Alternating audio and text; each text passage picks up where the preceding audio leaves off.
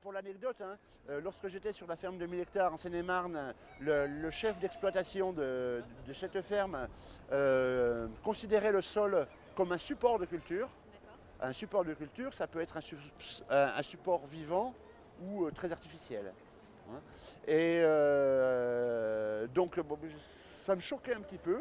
Et bon, je lui avais posé la question, l'explication, qui m'explique pourquoi ça. Et en fait, il me dit, ben, support de culture, tu interviens quand tu veux, tu mets ton engrais quand tu veux, tu récoltes quand tu veux, tu n'as pas à labourer, etc. C'est complètement indépendant des conditions climatiques, le support.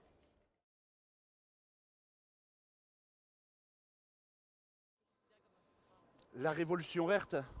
La révolution verte, après la guerre, la Deuxième Guerre mondiale, quoi, les années 45-50, quoi. La révolution verte, les moments où il a fallu produire beaucoup pour nourrir une grande population.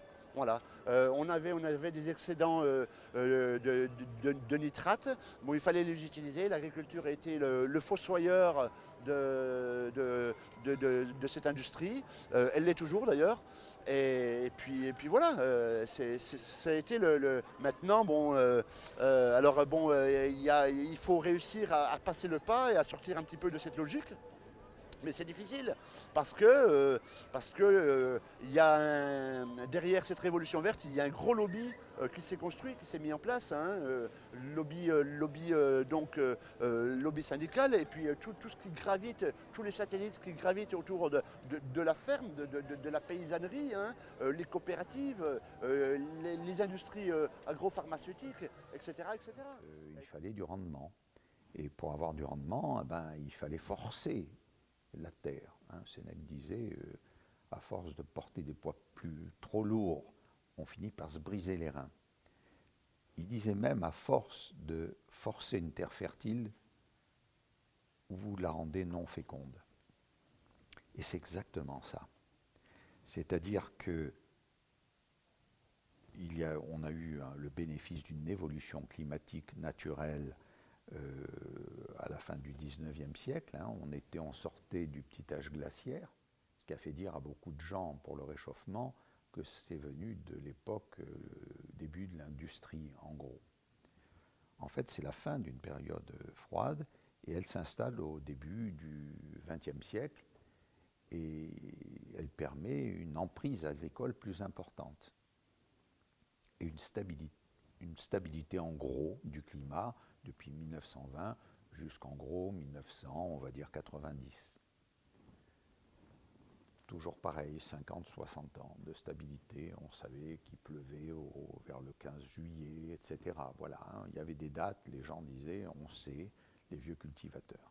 Et là, c'est effectivement la découverte de l'industrie pétrolière et de ses dérivés. C'est-à-dire ce que vous allez faire, parce qu'il y a beaucoup de gaz, hein, et beaucoup d'azote dans la matière organique, donc tout ce qui vient du pétrole est riche en azote, et vous pouvez faire des engrais azotés de synthèse. Vous pouvez goudronner les routes, donc désenclaver des régions qui étaient spécialisées en fonction de leur sol.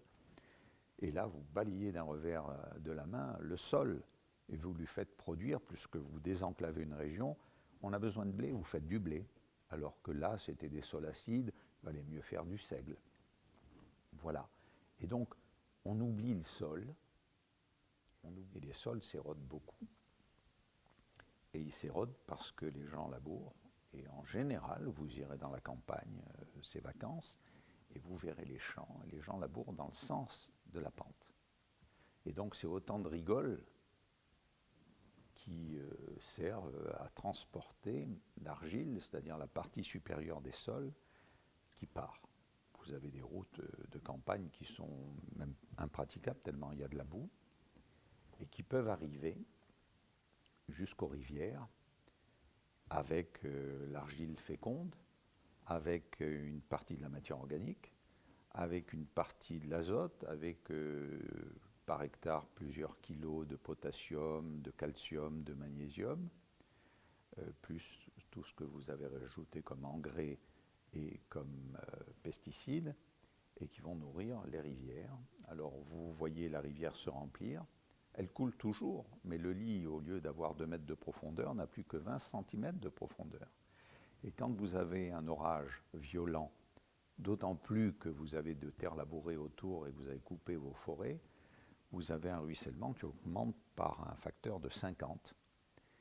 Et vous avez des inondations qu'on attribue une nouvelle fois au changement climatique. Et ce n'est pas le changement climatique, c'est l'érosion des sols qui remplit les lits des rivières, qui font qu'elles débordent très vite. Voilà un deuxième aspect. Et donc, c'est dramatique.